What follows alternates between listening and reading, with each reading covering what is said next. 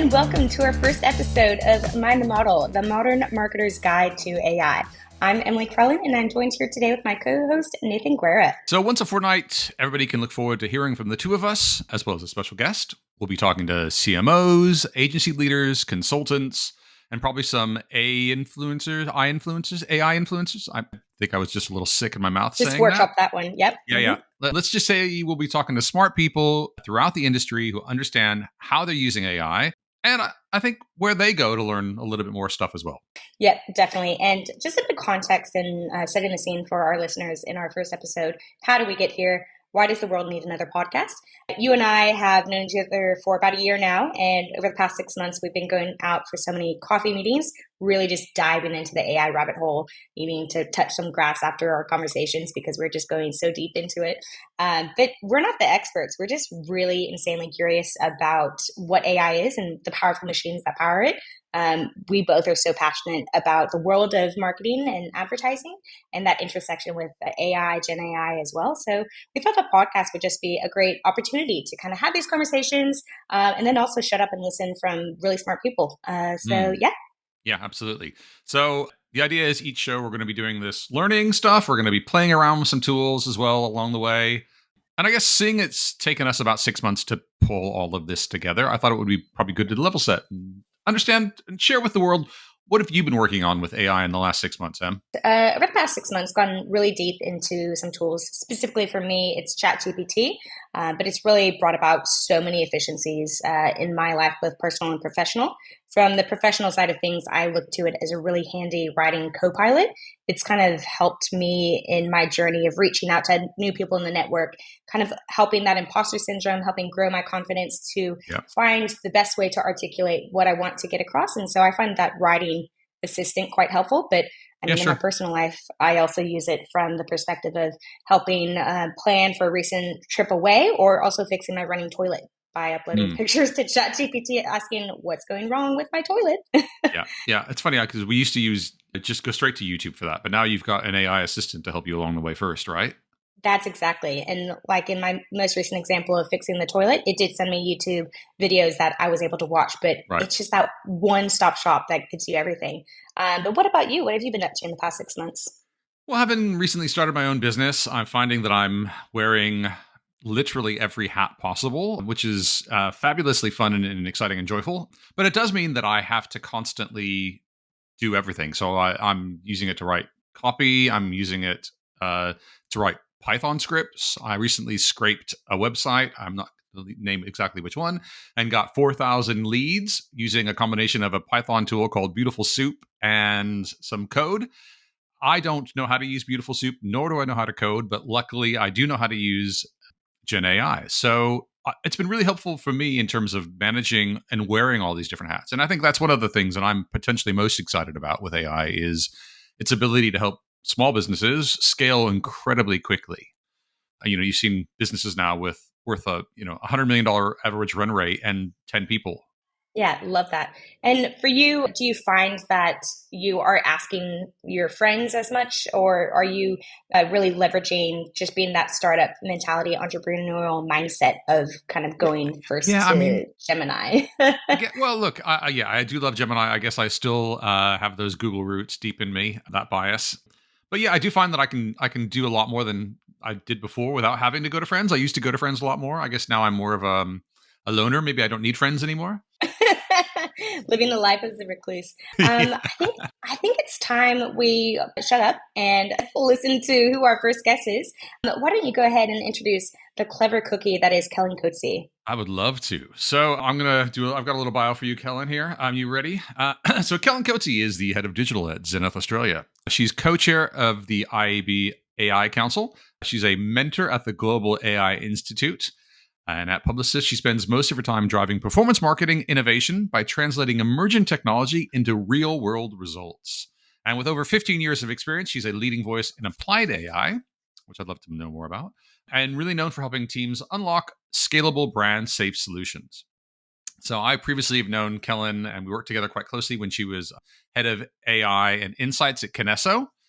And she really does blend for me that kind of ability to communicate incredibly complex, clear ideas and make them clear and engaging. So I can say that I have known her to be a real standout leader, speaker, and mentor. And I'd love to welcome our very first guest, Kellyn Coetzee. Hello. Thank you guys for having me. I love how you said, I think you ended off on recluse speaking of recluse, let's just bring in Kellyn. You are who I go to when I think of recluse now. So.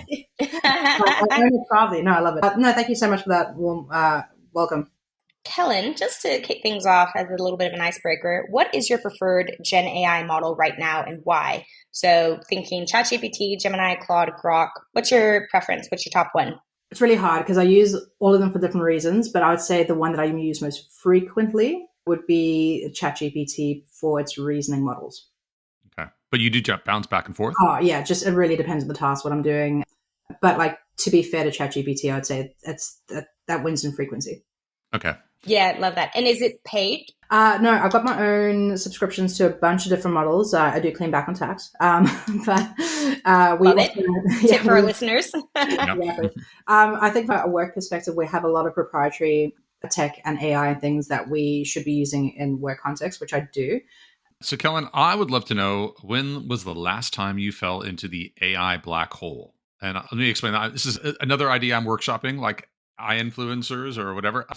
The AI black hole is when you find yourself back and forth with an AI for like 30, 40 minutes, just trying to get to a solution that works. You're constantly like, I know it's there and you're almost close. Yeah. What was the last time? I've been playing a lot with the anthropic artifacts. So I was trying to find a shortcut for work on how to put scopes of work together. So okay.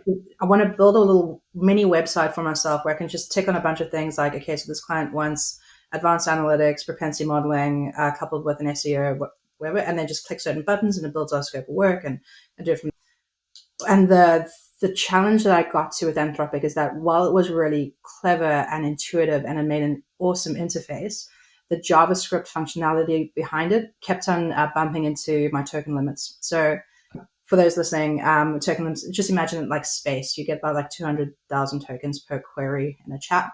So what I did is I eventually copied the code as it was within Anthropic, popped it into Gemini with the 2.5 with a million tokens. Yep. And then I just like, fix this. And then it did. And yeah.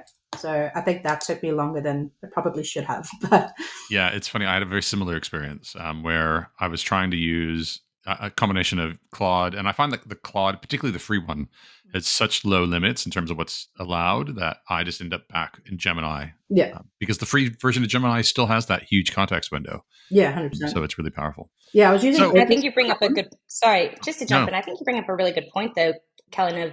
Of sometimes the tool that you're using is not ideal for the task, and so sometimes bouncing around to different tools will actually get you there in the end. Yeah, and I think it also comes to that point where I think when things become a lot more agentic, when we hit AGI, when one particular model will have multiple different functions, that will be a lot easier. But for now, I have to use a combination of different solutions to get to a specific outcome that I want.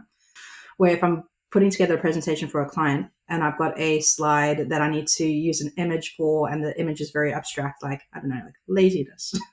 I've got to try and, instead of like going on the internet and trying to find an image, it's just easier to generate that image. But I'm not necessarily a creative person myself. So what I've done is I've used ChatGPT's reasoning models, and I've built a little GPT for myself where I just put in a concept. It gives me 3 conceptualized ideas of that concept in terms of like an artistic idea.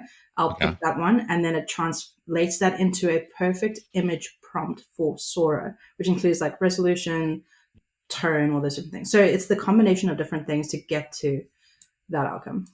That's a perfect segue into my next question, which is going to be around like, how do you approach prompting? Because I find that often, and you know, this isn't just me talking about this, but using an AI to help you write the prompt that you need for the right tool is one way. But I'd love to know a little bit more about what it is and how you get the best out of prompting AI.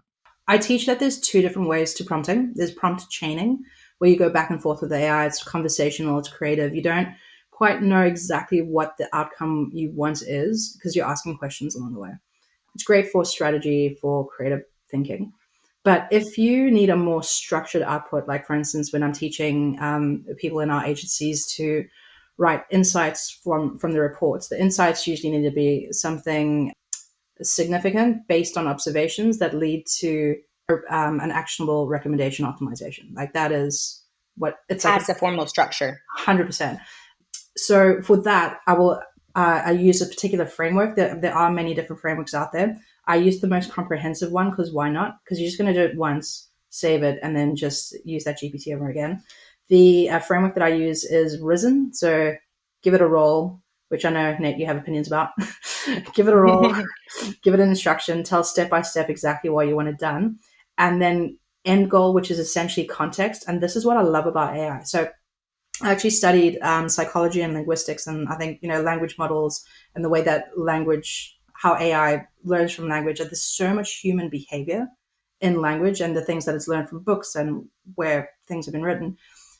If you've ever in your career been given a task but not been given the context of why you're doing that task, often you overcook that task or you undercook it. You never quite nail it then. AI is the same because it's learned from human behavior. And when you give it the context, it'll give you a much better result. So I think that's just so fascinating, that parallel between human behavior and, this technology. So role, instruction, steps, end goal, which is context, and then narrowing. That's where you can say, be concise, try your best. Here's $1,000 for a good result. Right. I do find sometimes bribery does get the best out of it in a weird way. Again, it's learned from human behavior. So it's like, if I really want a good result, if I'm being very pedantic, I'll say, this is very important to me. Please try your best. And I'll often get a better result. Some great tips there. So Risen and bribery is what I took away from that. Yes, correct. Excellent. So Kellyn, you and I go way back. I think we first met in San Francisco. Yes. When I last worked with you, you were, I believe your title was like Queen of AI at IPG, something like that. Oh, just of search or? Yeah. But how did you go from like head of performance or a kind of that role to an AI role? Like, what was the process like? Yeah, great question. I think it was a bit of luck and a lot of preparation. Okay. So, for those of you in the industry will know, if you are an activation specialist, especially working within the Google stack, a bit of Meta, you are very close to the Google Brain, the Google DeepMind technology that is powering AI. If you have bought search campaigns between, me since 2007 to now. So I think that prepared me. The fact that I'd studied linguistics and psychology, and that's embedded in language models, I think there was just a natural interest. I'm a bit of a gamer, building gaming PCs. I know a lot about NVIDIA chipsets because I want to play Dota without lag. It's just, there's so much nerd and tech stuff there. But then I had the very fortunate situational opportunity where at the time with IPG, Kinesso, Metakai, and Reprise merged. And there was a lot of restructure and a lot of opportunity. That we spoke about like different roles, GM, etc. Yeah. What would I actually want to do? And I kind of put this role together like a bit of if I was ordering a pizza, and I had amazing leaders who believed that I could do it, backed me, saw the importance of it, and had that vision to push it through. Jess White, Andy Holford, they really advocated for it. And then it became a role. And then like Anna Theoris, also massive cheerleader for that space. Now that your AI is embedded into what you do, how are you using it like broadly in your current role? I would describe myself as an applied AI specialist. So how do you apply AI to any role? So whether I'm using the tools to make certain tasks faster or better, there's that application of AI. Then there is a profound understanding of how all of the partners like Google and Meta, Trade Desk, how are they using AI, and what does AI mean to them in their systems? What can it do, can't it do? I think as a marketing specialist, we all need to understand that really, really well. But I think... sorry, that learning of the partners, is that on you to understand the partners, or is the onus on the partners to be able to upskill their agencies? When the upskill comes through, it can often come through more of as like a sales pitch, like all the wonderful things that, AI can do. What are you talking about? Sure. I never did that. Never. From where I started back with search, we had like 4 things we could target: keywords, location, device, and like time of day. Now there's more than 200 different signals at any given moment, including like lifetime value, churn. Like there's just so much there, and that you can't dispute that. But What I can and will dispute. We're using generative AI to create creatives, but I can't input my clients' guardrails and restrictions around that. That's a little bit too dangerous for me to play with. So while the platforms might be incentivized to push those particular products, I think it's up to an agency to understand what those limitations are, understand what the AI is capable of.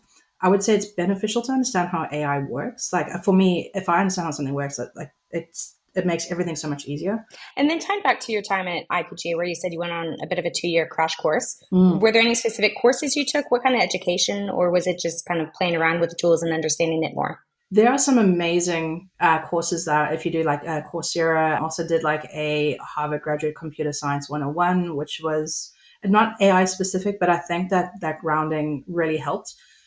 I follow a podcaster guy. He used to own a marketing agency, and then he turned to do AI education and applied AI education. So a lot of his examples and theory is in my field. So I actually got so much from them, and they are the Artificial Intelligence Institute.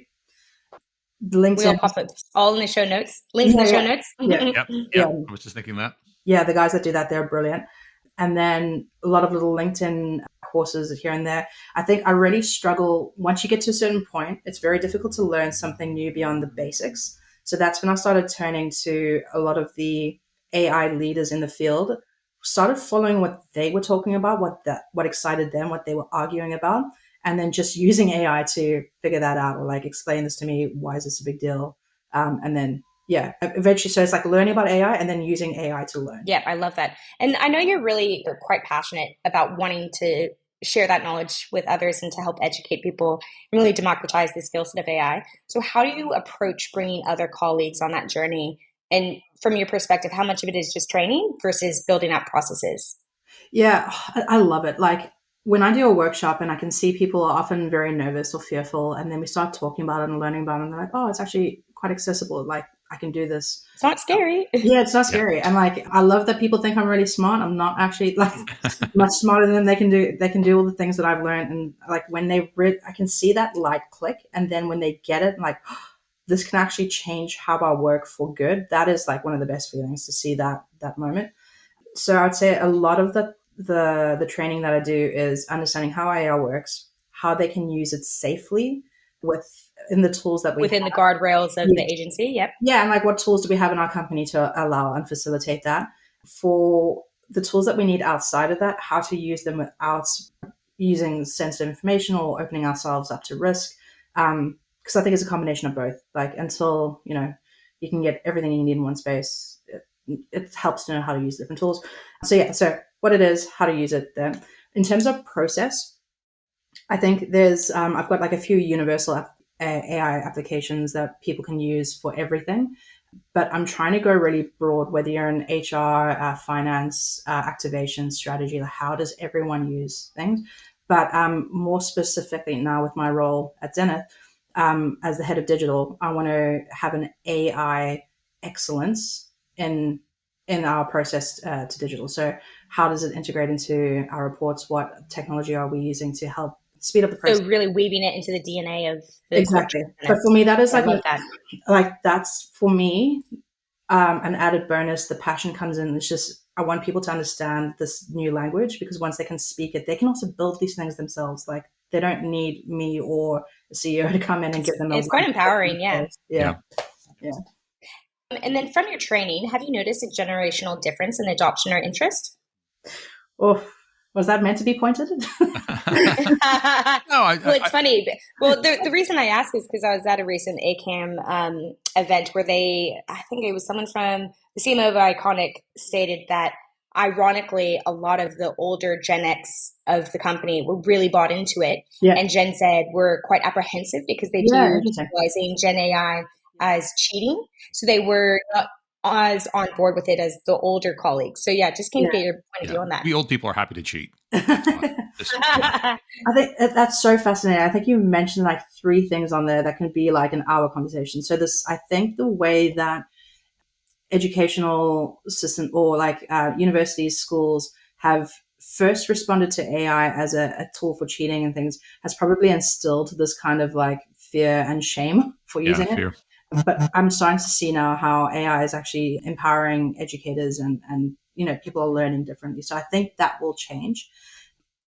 It's fascinating, and I can see why some of the Gen Z coming up might feel that way. There is data and studies to suggest that younger people use AI more for like as a therapist, as a social conversational agent, whereas millennials will use it more for work, whereas boomers, I don't know if they use it much at all.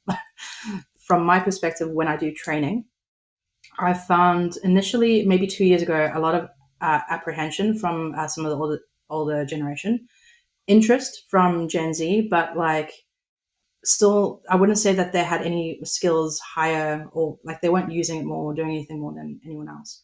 These days, now that I've been doing this for 2 years, I worry when I go into a training for a younger group, am I actually going to teach them something that they didn't know already? But luckily, every time I do a training or a workshop, people come up afterwards and say, "Oh, that's so interesting. I didn't know that." And I'm genuinely surprised that I'm teaching some relatively basic things that people still don't know yet, which is slightly concerning, but also it means I have a job for at least another 6 months or so. I want to try and just distill that. Have you noticed any difference between the younger people and the older people? It sounds like it's pretty similar though. I mean, like they both need training. Like Yes. what are the things that are different? So both need training. With the older generations, it's more like, okay, that's very interesting, but I still just need you to do that for me. And that's not what I want. Right. They want you to do the work. But also, yeah, but my whole thing is about like, I'm trying to teach you how to cook. If I just made you a meal each time, that's not a good use of my time, but also like anyone can then come in and cook your job. Like it's just, you need to gotcha. Yeah. Yeah. Maybe we'll check back with you in 6 months and see if the answer is any different. Well, the thing I was going to jump in and say, and you brought up a similar point about your time at IPG, where the senior leadership was really bought into applied AI and how it would benefit. There does seem to be the companies that do quite well in the space of integrating AI into their workflows. It comes from that top down and bottom up approach, where the bottom, the entry level employees really generate the ideas and the use cases for incorporating AI into their work, and the leadership is fully bought in and endorsing of it at a board level. How would you find in your experience that meeting in the middle happens? Well, I think I would challenge that hypothesis to begin with, because I think when it comes to process and embedding AI into process, I would say it's a lot more automation than AI, for one. And I think that's also a lot of the challenge in my role is people like, how do I use AI to make timesheets easier? Mm-hmm. Yeah, so sometimes it's more of like an automation thing, which is like MarTech and a whole another world that I know maybe just the tip of the iceberg about. So that's one side of it. When I talk about the leadership support that I've had, is that backing and echoing of how important it is to understand, again, I'm going to use the metaphor, how to cook. Because we can, the agency can have this kitchens and all these ingredients, and they can spend so much money in setting that up.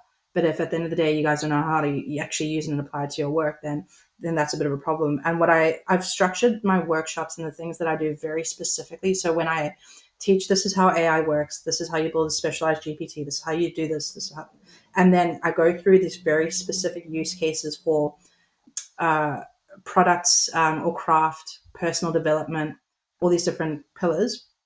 Every example that I use, I've specifically chosen because it's not something I came up with. It's something that someone came up with because I taught them how to use AI. And then they came up with that idea. And I'm like, cool, that's a great idea. I'm going to show other people how to do that. And I think that is really powerful. So you're just basically stealing from other people. Look, you've had a ton of experience, Kellyn, across multiple holding companies, multiple countries. I know that you've been in Australia during the Gen AI or the AI revolution, if we're going to call it that. But I'm wondering if you're noticing any differences between countries, like what and how Australia kind of compares in terms of its adoption of things. Well, statistically, Australia are massive AI adopters. What I found really interesting though, so I think our average Australian is using AI between 7 and 8 minutes a day. Marketers are using it up to 240 minutes a day. Whoa. Jeez. So we are like really embedded in our own sort of hype cycle and like leveraging it. And it makes sense. Like if you think about who are the biggest AI players, how do they make money? It's through marketing. So where they're going to test and play with AI, it's in our industry, it's in our field. So it makes sense. We get that kind of exposure. I recently had the privilege of go down to New Zealand to do like a bit of an AI talk. I always turn these future of AI talks into actually just very pragmatic, guys, this is how it works, this is how you should use it. Like just use it as like a way to democratize the skill. Tips and tricks kind of. Yeah. And all the conversation I had with some like really big brands and really senior people, it felt like they were about 18 months behind where a lot of Australians are. And I just felt like they are so keen and desperate to know this stuff. And I'm so keen and desperate to teach them. What functions within the business are seeing the greatest efficiency gains at this point? Hypothetically, if the business intelligence or data analyst department were leveraging AI and machine learning, the hours that they would have spent gathering data from different platforms, putting it into one space, cleaning it, visualizing and analyzing it, absolutely AI would help so much with that process. And they can spend more time analyzing, finding insights. And then they start to become more like media strategists and, think about it from that way. So yes, that is one particular function. But would I say that AI is then saving the company so much more time at that? Like, I just think that AI shows up differently in so many different departments in different ways that it's really hard to compare. Okay. It's more about like, if whatever role I'm in the business, what is my business problem? What are the tasks that are taking me too much time? What can be AI? What do I know about AI's capabilities to apply it to that problem? Okay. So everybody can see the benefits of AI. Yeah, 100%. And I like, there's a guy, Andrew Ng, he was the founder of Google Brain. He said the same thing. It's like, you will get more value out of AI by democratizing that skill set to people than you would in building AI solutions from scratch. 100% agree. And love Andrew Ng because I actually took his Coursera course. Yeah, cool. On generative AI, and it was fantastic. Just going to shift a little bit here. In your current role, we've talked a lot about applied AI within the group itself, but are there clients coming to you for applied AI upskilling? I think the big question clients have is, how is AI impacting media and marketing? Mm-hmm. And within that, answering that question, like, a very obvious example is like how AI has impacted user search behavior. People are using more voice search, more visual search. They're searching in GPT, they're searching in social. It's completely disrupting the space. And, clients expect us to have an opinion about that. And we're building out solutions to do that. And building out those solutions, when I do speak to clients, I find it very beneficial to take them along that journey and say, okay, this is the AI we're using. This is how it works. This is how the teams are using AI. This is like, and through that, I think there's a lot of interest. Like, oh, you guys are doing some pretty cool things. Can you come and show my teams? And there is such an appetite for that, which is ideal for me because that's the type of AI I love to do and teach, is the applied.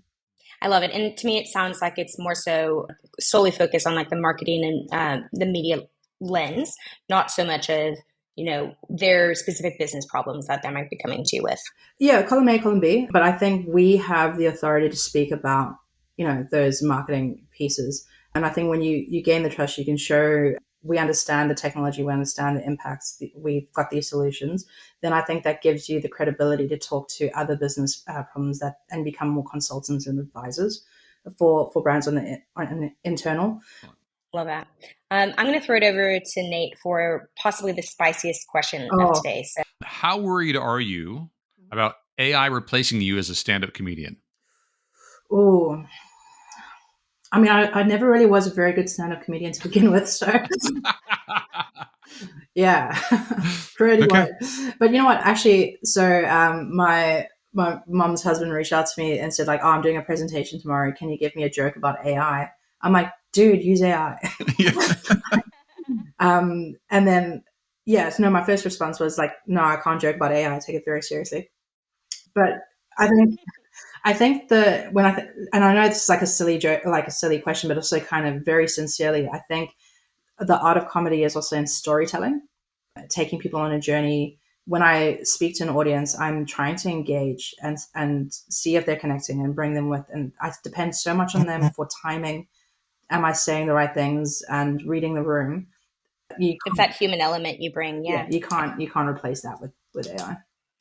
Well, that's great, because I'm also interested in understanding how that applies more broadly to creativity in advertising as well. Yeah. I've actually had this discussion a few times this week, interestingly enough, chatting to a lot of people from Leo's and Saatchi, like, we're very topical here. Yeah. No, but just in the publicist building, like, there's just such like a heavy weight of like creative genius surrounding me. And I think I'm the first to tell you that I know a little bit about AI, but I don't know everything. And I think when I speak to creatives about AI, I'm learning far more than I'm teaching when it comes to that. Okay. From what I can tell you as a performance marketer, when it comes to creative, the ability to be able to take a really good creative and change the headline in CTA to do some A/B testing is fantastic. And to be able to do that at scale, amazing. Is it going to dream up the next Christmas campaign for like a grocery person? Like, I don't know. I think that. I mean, what did you think of Coke's last Christmas campaign, right? Yeah. Look, if I were to get those performance creatives and change the CTA. And look, I'll have opinions about like if I'm getting a creative from a creative agency, if they can make it so that we can use Gen A within platforms to alter certain things. So does that mean then having the products front and center or to a particular side so we can change things? Like, I think there are little elements of that I can advise, but I mean, my mum has been dressing me for years. I have no taste. I have no creative like talent. So I'll leave the creative up to them. But if we can work together to find that safe space to optimize, AI can be really powerful in the productization, just doing it at scale. And what do you see the future of agencies to be? Genuine optimism. So, and the reason for this is because I actually built myself a little specialized GPT. Also, sorry, just a little side quest quickly. There's no universal term for GPTs, gems, artifacts. Yeah. Like, it's very. What would you name it? Apes. Okay. Why not? Does it stand for anything? Well, it's like AI apps. I've built this ape where either submit a job description or just even a title, and we'll break down that particular role into all the different tasks and say, of this task, AI can do maybe 80% of that, 60% of that, 40% of that. And what are the tasks that AI actually can't do well? What are the skills someone needs to excel in those particular things that AI can't do? What tools they need to use for AI to do the things it can do? And what is the evolution of that role in a future where AI can do some of those like more boring tasks? And every time I've put in any sort of description in the marketing universe into this, the future of that role is always more strategic, more collaborative, more client facing, and like all the stuff that we actually want to be doing. Nobody wants to be doing timesheets and like data cleans and reporting, like all those different things. But we want to be doing the analyzing, the insights finding, applying insights to creative ideas. And that for me makes me super excited. And I've seen it firsthand when I've actually gone through that. Yes, but there's a lot of argument that people have become very good at their jobs by doing a lot of that boring stuff. Em and I were talking earlier about this, and she was saying, she wasn't able to use AI for a particular task, but she knew the data inside and out as a result of having to spend the time doing it. Are we failing a generation of marketers who are growing up but not understanding how things work? Because they're able to use AI, or they're being skipped entirely. I would challenge you back and say how things worked before. Okay. So, for instance, in that data conversation, I've been through something like that myself, where I was trying to build a dashboard for a client using all this data. Happened to stumble upon some really interesting cross-category insights whilst doing that tedious process. But if I had spent less time pulling data, changing all of the $dollar numbers to just dollar numbers, like we're doing all of that stuff, could I have spent more time with an AI, with that data, investigating like, hey, do you have any insights?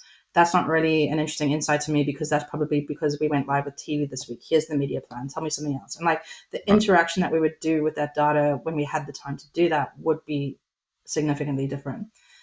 And I know it's a bit facetious, but I'd say that like the way that we used to build houses with like spades and, like things, and how we build houses now, yes, pretty much the same, right? I mean, well, I was going to say grave digger, but then I thought that was a bit morbid. But like, we have different equipment to do different jobs, and as a result, we're able to build like skyscrapers and do like very different things. And it's opened up so many different types of jobs because of the advance of that technology, of the equipment that we have to do these things.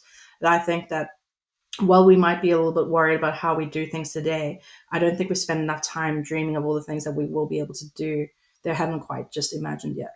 The talent and the employees that will get on board with applied AI and have that AI first mindset will rise to the top, similar to how those who are really keen on digital and keen to learn and be a part of that will rise to the top, and it will reshape the industry in a beneficial way, I hope. Yeah. And I hear it ad nauseum, and I can't, like, exactly what you said. I believe it wholeheartedly, but we keep hearing, like, those who know how to use AI will, not replace, but like AI won't replace you. It's those using AI, etc. Yep. But, and I do believe, like, when I see people who can grasp and utilize AI and how they are shortcutting tasks and doing work and thinking, managers thinking like directors, and like, it's so inspiring. But if you're listening to this, and well, anyone who hasn't quite been, like, it's a journey. If you're at the beginning of the journey, don't be intimidated by all the things you feel like you don't know. It's actually relatively easy once you get going. Just dive in. Don't be scared of it. Don't avoid it. Just to wrap up, because I can't believe our time's almost ending with you, but thinking about a time different from the black hole scenario, but we like to talk about the AI wins, right? Of, unlocking efficiencies and leveling up, managers thinking like directors. I love that line. But for you, can you tell us about a time when you had an AI fail? It absolutely did not work for you. What did you learn from it? The times when I've been caught using AI. But I mean, again, I don't find it a fail. Like, one too many M dashes in that email and you're busted. Like, it's just, and now I put in like spelling mistakes on purpose just to like. So when people talk and think about AI, they're thinking ChatGPT or Gemini, or maybe can you give us one niche product that you think is really useful that maybe people aren't aware of? I think I've been getting a lot of joy out of playing with the Anthropic Claude artifacts. A lot of what I teach and when I do workshops and things is that even some of the most simple applications of AI comes with a lot of risks if you don't know how AI works or how this application works. And there are a lot of bad actors and nefarious opportunities that people can then infiltrate, like secure information, all these different things. So I think as much as I encourage people to go and learn and play, I think we also have responsibility ourselves to know the dangers and understand the limitations and things. And I think, we don't talk about that enough. Yeah. No, agreed. Great. Well, look, I think that's time for our final question, and maybe an easy one. Do you see yourself as an AI optimist, pessimist, or realist? Ooh, probably optimist. I would like to say realist, but from what I've seen and what I see through the eyes of some of the AI leaders that are close to the future of this technology, and I see that their optimism, I think I'm probably a lot more optimistic. Well, Kellyn, thank you very much. Thank you so much, Kellyn. No, you're very welcome. This has been an absolute pleasure. And I can't wait to tell you how things are going in 6 months. Thanks again, Kellyn. And for everybody else, thanks, Kellyn. Remember, the intelligence might be artificial, but the wins are all real. See you next time.